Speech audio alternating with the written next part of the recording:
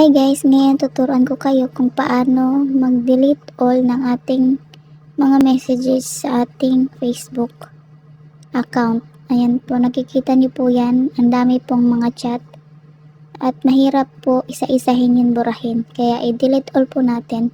Pwede rin po tayong magtira kung anong gusto nating itira mga message. Ayan, punta po tayo sa Play Store.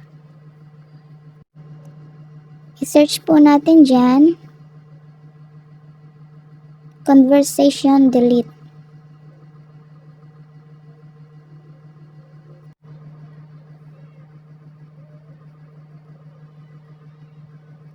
Ayan po, i-download po natin yan, delete messages.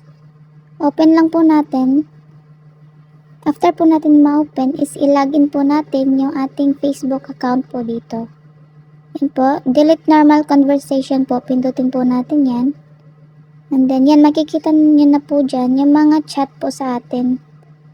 Pwede po kayo mamili dyan kung anong gusto nyo i-delete na conversation guys.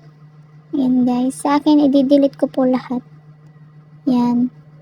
Antayin lang po natin lumabas yung back. Ayan po, delete normal conversation pa rin po. Ayan po, hanggang sa maubos po yan. Ayan guys. After po natin ma-delete lahat yan, is punta po tayo sa ating Facebook. At i-click po natin yung messages. At ayan po, wala na pong mga chat. Follow for more.